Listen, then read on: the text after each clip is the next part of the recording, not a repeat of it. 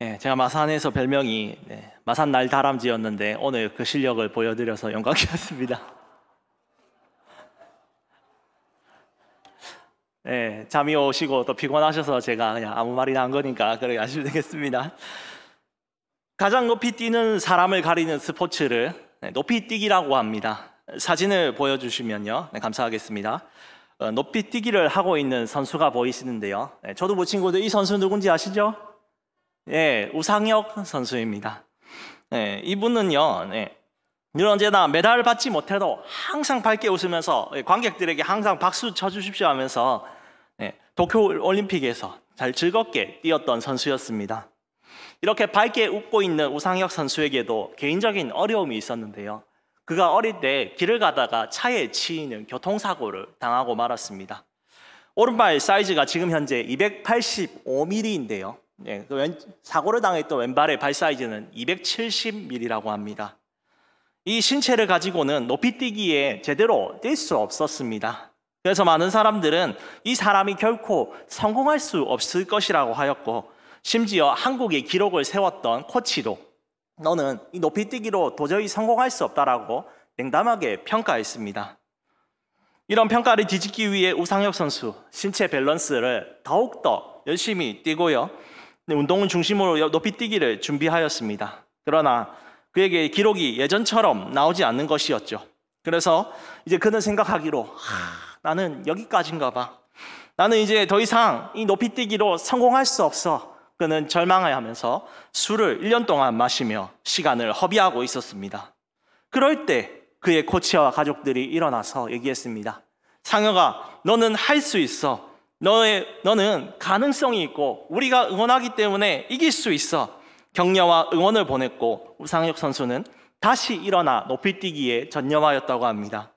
결국 한국 신기록 2m 35cm를 세우더니 세계 선수권 대회에서 당당하게 1위를 하였습니다. 우상혁 선수처럼 우리 삶에 여러 담들이 있을 줄로 압니다. 사람들은 이 담벼락을 보며 좌절하고 넘어집니다. 그러나 우리 그리스도인들, 이 담을 뛰어넘을 수 있음을 믿으시기 바랍니다. 오늘 다윗의 시편의 고백을 통해서 어떻게 이 담을 뛰어넘을 수 있는지 우리가 함께 묵상하겠습니다. 우리의 담장을 어떻게 하면 뛰어넘을 수 있을까요? 첫 번째는 하나님께 겸손하게 나아가는 것입니다. 다윗이 처음부터 기대받는 사람이 아니었습니다. 베들레헴 땅 작은 곳에 태어났고요, 그는 8째로 태어났습니다. 사무엘이 제사 드릴 때 다윗의 아버지 이새에게 아들을 다 부르라고 하였습니다. 하지만 이새는 다윗은 양이나 치라 하고 그를 제사의 자리에 초대하지도 않았습니다. 요즘 같은 시대에 막둥이 참 귀하고 예쁨 받지만요, 당시에 장남 위주의 편애가 있었고 집안에서는 장남을 이어갈 자로 기대했기 때문에 막내에 대해서 별로 기대하지 않았습니다. 막내인 다윗은 그저 집의 재산인 양을 지키는 종처럼 취급받았습니다. 다윗은 또한 다른 형제들에게도 천덕꾸러기 취급을 받았는데요, 그는 아버지의 부탁을 받아서 전쟁터에 가서 형들의 식사를 전해주러 갔습니다. 그런데 웬 이상한 3m의 거인이 하나님과 그의 군대들을 욕하고 있는 게 아니겠습니까? 이에 그는 분노해서 어디 저 할례받지 못한 자식이 하나님과 그의 군대를 욕하느냐 거룩한 의분을 냈습니다. 그때 그의 형 엘리압이 이렇게 말합니다. 내가 어찌하여 이리로 내려왔느냐? 네 들에 있는 양들은 누구에게 맡겼느냐? 나는 내 교만과 내 마음의 완악함을 아노니 내가 전쟁을 구경하러 왔더라. 가족이 맞습니까? 형 엘리압은 다윗을 사랑스러운 동생이나 또 한 가족 공동체로 여긴 것이 아니라 그냥 놀러온, 그냥 신실하지 않은 종으로 본 것입니다. 그러나 훗날 다윗은 이러한 모욕을 뒤집어 엎고 어떻게 되었습니까? 골리앗을 이겼고요, 이스라엘의 2번째 왕이 되었습니다. 또 자신에게 주어진 모든 담장을 뛰어넘는 위대한 사람이 되는 신앙의 표본이 되었죠. 이렇게 그가 위대한 사람이 되었던 비결, 항상 하나님 앞에 겸손하게 살았기 때문인데요, 우리 오늘 본문 27절을 한번 읽어보겠습니다. 주께서 공고한 백성은 구원하시고 교만한 눈은 낮추시리이다. 다윗의 삶, 힘듦과 고난의 연속이었습니다. 집안의 가족들에게 멸시받고 기대받지 못했습니다. 또한 골리앗을 쓰러뜨려서 이제 출세길 들어가나 했더니 왕인 사울이 자신을 죽이려고 10수년 30살 될 때까지 쫓아왔습니다. 이러한 상황 속에서 다윗은 여러 곳을 정처 없이 떠돌아다닙니다. 위대한 선지자 사무엘이 있는 라마로 가서 거기 숨어도 보고요, 모압에 가기도 하고, 결국에는 블레셋 왕 아기스에게 가서 미친 척 연기하면서 붙어 있었습니다. 그러다 블레셋 아기스 왕에게 갔는데 그들은 모두가 다윗을 지켜주지 못했습니다. 오히려 사울의 낯을 피해 떠나야 했고, 아기스 왕은 그에게 이스라엘 백성들과 싸우라고 압박감을 넣었습니다. 그때서야 다윗이 깨달았습니다. 이 세상에 의지할 수 있는 것, 사람이나 방법들, 그 아무것도 없구나. 그래, 맞아. 내가 정말 의지할 수 있는 분, 바로 나의 여호와 하나님이시구나. 이제 내가 다른 것 쳐다보지 않고 하나님을 높여야겠구나라고 고백합니다. 우리 27절에 보시면 이 구절을 볼 때에 먼저 공고한이라는 단어가 나오는데, 이 공고한이라는 단어는 교만한이라는 단어와 대비되는 겸손한이라는 의미를 가집니다. 그리고 뒤에 나오는 교만한 눈을 가진 자들은 하나님을 의지하지 않고 세상의 힘과 방법들로 살아가는 모든 교만한 자들을 뜻합니다. 그렇게 살았던 교만한 자들, 어떤 자들이 있습니까?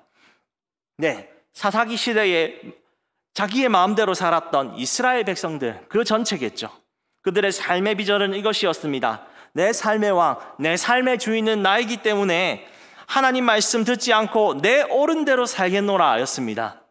그래서 그들은 보기에요, 눈에 보기에 키 크고 잘 싸우고 용맹한 사월이 세워지자 부강한 나라가 될 것은 그들은 기대하였습니다. 그러나 사울, 하나님을 저버렸고 사사기의 믿음 없는 시대를 이겨내지 못하고 하나님은 그를 저버렸습니다.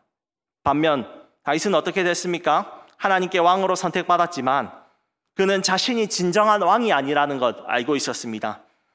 오직 이스라엘을 다스리는 진정한 왕은 하나님이시고 자신은 그저 대리자라는 사실을 늘 인정하며 살았는데요, 다윗은 시편 145편 1절에 이렇게 고백합니다.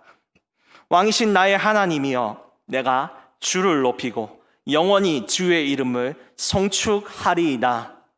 하나님을 왕으로 모신다는 건요, 자기가 드러나는 것이 아니라 주님의 이름을 드러내고 그분을 높이는 것입니다. 그래서 겸손한 왕 다윗은 많은 이들에게 하나님의 은혜를 베풀었습니다. 대표적으로 자기가 지금 도망치는 도망자의 신분이었습니다.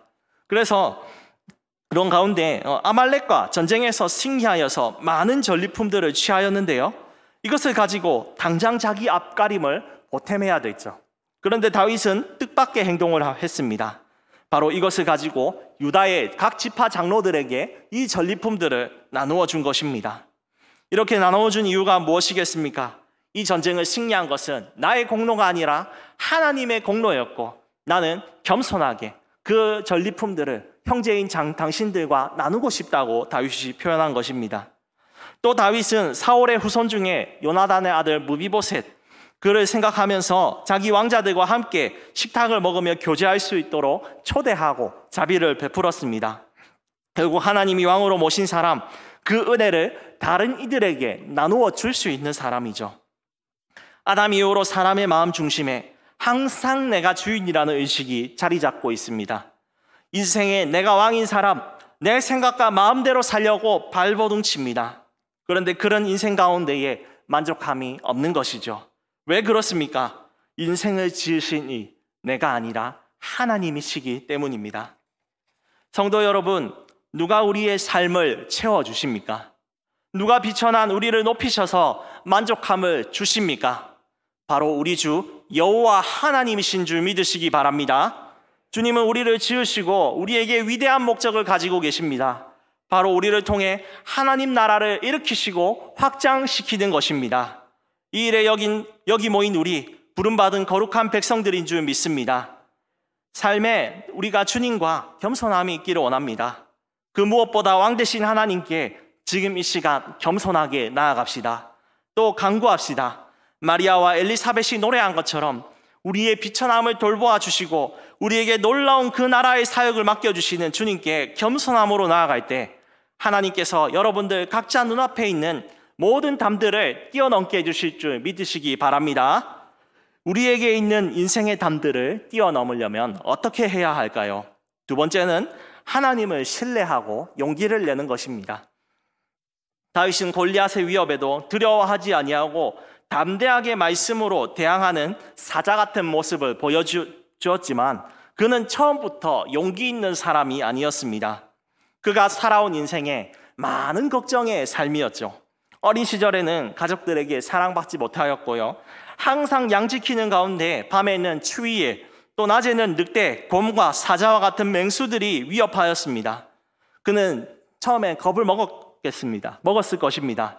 그런데 그가 골리앗 앞에서 용기를 낼 수 있었던 것, 그때마다 자신과 함께 하시는 하나님을 무수히 경험했기 때문입니다. 다윗은 오늘 본문의 시편 28절에 이렇게 고백하는데요. 한번 같이 읽어보겠습니다. 주께서 나의 등불을 켜심이여 여호와 내 하나님이 내 흑암을 밝히시리이다. 여기서 나의 등불을 켜신다는 것, 한 번만 켜는 것이 아닙니다. 바로 지속적으로 나의 평생에 내가 주님 나라 갈 때까지 밝혀주시는 것입니다. 우리 이기현 집사님 100세까지 지금까지 이어주신 것 같이 하나님께서 우리 삶 가운데서도 주님 나라 가는 그날까지 계속해서 비추어주는 줄 믿습니다. 또 흑암은요, 히브리어로 호셰크라고 하는데요, 이것은 불행, 파멸, 고통, 죽음, 슬픔을 의미합니다. 이것은 다윗에게 많은 인생의 고난과 절망적 상황들이 흑암처럼 있었다는 걸 보여줍니다. 그러나 그런 상황 속에도 하나님이 다윗을 빛처럼 권능으로 구원하시고 그의 삶을 인도해 주신 겁니다. 이런 하나님이 함께해 주시는 빛 가운데 거하는 삶이 있었기에 두려움에 떠는 것이 아니라 다윗은 점점 용기 있는 신앙인으로 변한 것입니다. 주님이 함께 하시니 이 양을 지킬 용기가 생기고 매일 들판을 뛰면서 다윗은 체력 운동을 했을 겁니다. 또한 물맷돌을 돌리는 훈련을 통해 아무리 멀리 있어도 정확하게 그 적을 맞추는 훈련을 했습니다. 나중에 다윗은 사자나 곰이 양들을 물고 가면 그는 직접 찾아가서 사자의 입을 찢었다고 합니다. 여러분, 그냥 성경을 볼 때마다 아무 감정 없이 그 삼손이 그 기둥 찢었고 부쉈다 그렇게 알 수 있는데, 다윗이 사자 입을 찢었다는데요, 우리 여러분 사자의 양력이 치악력, 이빨이 무는 힘이 어느 정도인지 아십니까? 자그마치 300kg입니다. 한 팔당 150kg 이상의 힘을 낼 수 있어야 가능한 일일 것입니다. 다윗이 평소에 체력이 남들보다 평균 이상이었겠지만 그것만 가지고 할 수 없습니다. 무엇이 있었기 때문에 가능했겠습니까? 바로 그에게 성령 하나님이 함께 하신 능력이 있었기 때문입니다. 성경에 사자 입을 찢는 사람이 세 사람인데 여러분 혹시 아십니까? 사사기에 나오는 삼손이고요, 그리고 다윗의 부하였던 브나야가 사자의 입을 찢는 사람들이었습니다. 이러한 하나님이 함께하는 삶을 경험한 다윗, 골리앗이라는 거대한 담 앞에서 결코 두려워하지 않았습니다. 오히려 하나님과 그 군대를 모욕하는 골리앗은 단순히 할례받지 않은 덩치만 큰 불결한 이방인이었을 뿐입니다. 그래서 그는 형이 자신들이 양들을 돌보지 않고 놀러왔냐는 조롱에 그는 담담하게 외칩니다. 나는 놀러온 것이 아닙니다, 형님. 다만 저 할례받지 않은 자가 살아계신 하나님을 모욕하는 것, 그것 도저히 참을 수 없고 내가 나가서 싸우겠습니다 라고 말하면서 나아갔습니다. 골리앗이 큰 키에 나오는 우렁찬 저주, 너의 그 모든 실체를 잘게 쪼개서 개들과 공중의 새에 던져주겠노라 할 때 저 같으면 아이고 무섭습니다 하면서 도망칠 것 같습니다. 그런데 다윗은 우리가 잘 알듯이 사무엘상 17장 45절에 담대하게 외치죠. 우리 함께 한번 읽어보겠습니다. 다윗이 블레셋 사람에게 이르되 너는 칼과 창과 단창으로 내게 나아오거니와 나는 만군의 여호와의 이름 곧 내가 모욕하는 이스라엘 군대의 하나님의 이름으로 내게 나아가노라. 아멘. 골리앗은 자기의 큰 키와 블레셋이 자랑하는 철기의 무기들을 가지고 너를 죽이겠나라고 나왔지만 다윗은 고백합니다. 나의 무기는 만군의 여호와 그 이름이다. 만군의 여호와 이름, 최초로 고백한 사람은 한나입니다. 이 단어는 사무엘 상하 전체에 자주 나오는 단어입니다. 이 만군의 여호와가 어떤 분이십니까? 그분은 불가능이 없으십니다. 아이가 없던 한나가 만군의 여호와여 간구하자 사무엘을 주셨습니다. 또한 그뿐만이 아니라 자녀 5명도 더 붙여주셨습니다. 그뿐만 아니죠. 사무엘이 만군의 여호와의 이름을 부를 때에 블레셋 백성들에게 번개를 내리셔서 그들을 모두 물리치게 해주셔서 에베네셀 하나님이시라고 고백하였습니다. 사무엘의 시대에 살았던 다윗, 이들과 함께 하신 하나님의 역사를 들었을 것입니다.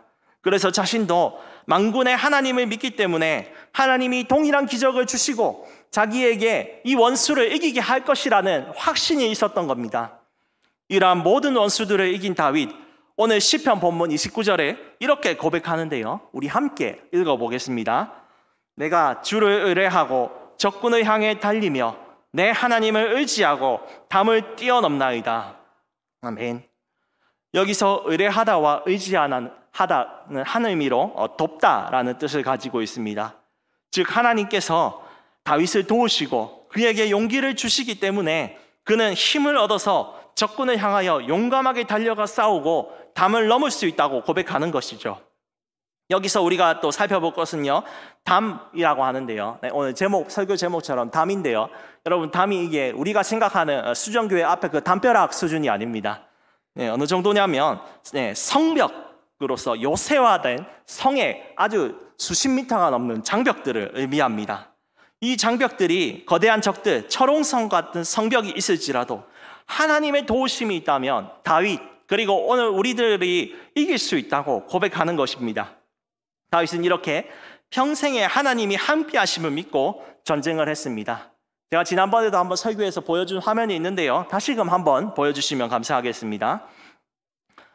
가운데 핑크색과 민트, 초록색 땅들이 보이십니까? 이것은 400년 동안 사사들과 사울이 정복하였던 땅입니다. 그들은 하나님께서 온 땅을 밟으라고 하였지만 믿음이 없어서 겁쟁이들이라서 이방과 싸우지 못해서 이 정도밖에 차지하지 못했습니다. 그러나 다윗은 하나님이 주시는 약속, 아브라함처럼 내가 발로 밟는 모든 땅을 내게 주리라, 여호수아의 말씀, 네가 믿음으로써 그 백성들과 전쟁하면 네가 승리하고 그 땅을 차지하라는 그 약속이 나의 약속으로 믿으며 담대하게 싸웠습니다. 그리고 2배 이상이나 되는 수많은 땅을 얻게 된 것이죠. 우리에게는 골리앗처럼 다가오는 큰 어려움들이 있을 것입니다. 여러분들의 삶 속에 골리앗처럼 짧지만 강하게 오는 장애물들이 있을 것입니다. 또 사울처럼 작지만 지속적으로 괴롭히는 어려움들이 있을 것입니다. 이것들을 내 힘으로 이길 수 없습니다. 세상은 하나님의 백성들을 이기지 못하도록 항상 넘어뜨리려 하고 좌절시켜 주님을 믿지 못하게 하려 합니다. 때로는 살다가 도저히 견딜 수 없는 마라와 같은 쓴 눈물을 흘려야 될 때도 있겠지요. 그럴 때 우리가 이길 수 있는 방법이 하나 있는데 그것이 무엇이겠습니까? 구약 성경에서는 만군의 여호와이시지만 오늘 이 신약에서는 바로 만왕의 왕 예수 그리스도입니다. 주님은 하나님의 말씀의 능력을 백성들에게 보여주셨습니다. 그리고 십자가에 달리셨습니다. 그리고 다시 살아나심으로 죽음과 사탄을 이기셨습니다. 그리고 요한일서 5장 4절에 그 이름을 믿는 우리가 이렇게 승리한다라고 고백하는데요. 우리 오늘 한번 읽어보겠습니다. 무릇 하나님께로부터 난 자마다 세상을 이기는 승리는 이것이니 우리의 믿음이니라. 예수님이 얻으신 이 승리를 우리에게 주신다는 겁니다. 어떻게요? 우리가 주님의 승리를 믿고 그것이 내 삶에 이루어지기를 적극적으로 믿으며 내 할 일을 하고 살아갈 때 주님이 우리가 이기도록 옆에서 도와주신다는 겁니다. 한 주간도 우리 주님과 함께 우리 앞에 있는 무서운 적들, 거대한 철옹성과 같은 성벽들을 뛰어넘고 승리하시기를 우리 주님의 이름으로 축복합니다. 어떻게 하면 우리 앞에 놓인 담을 넘을 수 있을까요? 마지막은 하나님의 말씀을 나의 무기로 삼는 것입니다. 여기서 다윗은 들판에서 체력을 기르고 물맷돌을 맞추는 훈련을 주로 했지만 가장 먼저 해야 될 그 훈련을 빼먹지 않았습니다. 바로 하나님의 말씀을 묵상했는데요. 30절을 우리 한번 읽어보겠습니다. 하나님의 도는 완전하고 여호와의 말씀은 순수하니 그는 자기에게 피하는 모든 자의 방패시로다. 아멘. 여기서 다윗은 하나님의 말씀이 완전하고 순수하다고 말하는데요, 이 순수하다는 것은 참되다라는 것입니다. 그것을 선언하면서 그 말씀을 지키며 하나님께 피하는 자들은 하나님이 큰 방패가 되셔서 지키신다고 말씀하고 있습니다. 사실 하나님의 말씀, 400년 시대의 사사시대 동안 많은 사람들에게 무시당하였고, 그 뭐 안 지켜도 먹고 사는데 지장 없더라라고 지키지 않았습니다. 이러한 가운데 다윗의 증조 할아버지 보아스가 신앙을 따라 말씀을 지키며 살았습니다. 보아스는 기업 모를 자의 법을 행해서 룻과 결혼하였고, 아들 오벳을 낳음을 통해서 그 모든 재산을 나오미에게 주었고, 또 이 나오미가 살 수 있도록 회복시켜 주었습니다. 이러한 가문에 태어난 다윗, 어떠한 일에서든지 그는 느꼈을 것입니다. 우리 증조 할아버지, 아버지가 하나님의 말씀을 따라서 신실하게 살며 이렇게 많이 복을 받았는데 나도 그 말씀을 지키고 묵상하면서 살겠노라 그는 다짐하면서 살았을 것입니다. 그것을 잘 알 수 있는 것이요, 다윗에게는 사울을 죽일 기회가 2번 정도 있었죠. 그때마다 부하들이 얘기했습니다. 다윗 장군님, 우리가 저 하나님을 저버리는 저 사울을 죽여버리고 우리가 왕이 됩시다 라고 얘기했는데, 다윗은 그때마다 얘기했습니다. 내가 손을 들어서 여호와의 기름 부음 받는 자를 죽이는 것, 나는 할 수 없다. 하나님이 그를 심판하시기를 원하노라. 그렇게 고백하면서 자기 손에 피를 묻히지 않았습니다. 또한 다윗은 여러 가지 어려움이 있을 때마다 항상 하나님께 묻고 행동했습니다. 사무엘상하 전체에서 그는 적들과 전쟁하는 중요한 시기임에도 하나님께 묻고 행동한 횟수가 무려 6번이라고 합니다. 자기가 생각할 때 이렇게 하면 승리할 수 있을 것이라고 생각했지만 항상 하나님께 언제나 물었습니다. 하나님, 내가 저 아말렉과 내가 저 블레셋과 싸울 때 올라가겠습니까? 아니면 내려가겠습니까? 라고 하면 하나님께서 반드시 답해 주셨고, 다윗은 그 말씀대로 순종하며 승리하였습니다. 이처럼 하나님의 백성은 그 말씀을 의지하여 삶을 하나님께 맡기면 주님이 보호해 주신다는 겁니다. 이 말씀의 능력을 얻고 하나님의 도우심을 받기 위해 오늘 내가 해야 될 것 2가지를 기억해 주셨으면 좋겠습니다. 첫 번째로 하나님의 말씀을 배우기 위해 힘쓰기를 원합니다.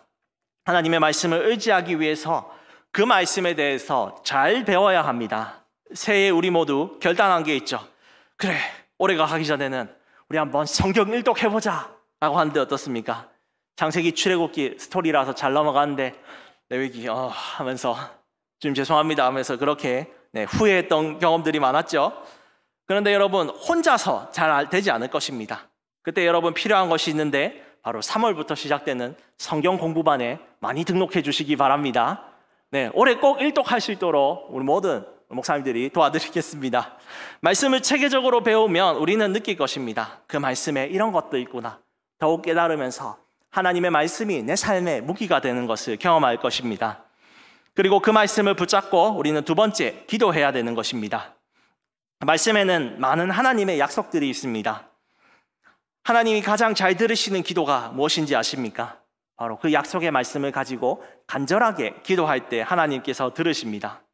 다윗이 아브라함의 기도, 또 아브라함에게 주신 약속, 그리고 사사시대에 네가 땅을 발로 밟으라 그러면 주리라는 그 약속을 가지고 밟으면서 다윗은 넓은 땅을 얻었습니다. 올해 우리도 각자 하나님께 받은 말씀들이 있을 것입니다. 이 말씀을 붙잡으며 하나님, 올 한 해 내가 이 말씀 붙잡고 내 생명 걸면서 섬기고 또 주님 앞에 예배드리며 간절히 기도합니다. 주님, 나의 길을 도와주시고 반드시 응답하여 주시옵소서. 이렇게 기도하는 여러분들에게 하나님이 올 한 해 반드시 응답하여 줄 줄 믿습니다. 올 한 해 말씀을 배우고 그 말씀을 놓고 기도하여 신실하게 살아가는 모든 인생에 살아가는 모든 백성들에게 우리 당과 성벽을 뛰어넘어 승리하게 될 줄 주님의 이름으로 축복합니다. 올 2023년 다시 시작된 코로나의 유행 속에서 또 세계 경제의 불황 속에서 사람들은 걱정하면서 자기 앞에 있는 장애물들을 어쩔 줄 모릅니다. 그러나 우리는 그 당과 성벽들을 능히 이겨낼 수 있는 힘이 있습니다. 왜냐하면 전능하신 만군의 여호와 우리의 만왕의 왕 예수 그리스도께서 우리와 언제나 항상 함께 하시기 때문입니다. 그러므로 우리는 겸손함으로 하나님의 은혜를 간구하며 내 능력이 아닌 하나님을 의지하며 찬양으로 나아가시기를 바랍니다. 만군의 여호와 만왕의 왕 예수 그리스도의 승리가 나의 승리라는 것을 믿으며 나에게 주어진 삶을 적극적으로 살아갑시다. 하나님의 말씀을 완전하며 그것은 반드시 이루어지는 것을 믿기 때문에 내가 그것을 올 한 해 힘써 지키고 배우고 그것을 위해 기도할 때에 내 삶에 그 말씀이 무기가 되며 악한 것들을 쓰러뜨리는 줄 믿습니다. 내 삶의 당과 모든 거대한 적들을 넘어서며 이기기를 주님의 이름으로 축복합니다.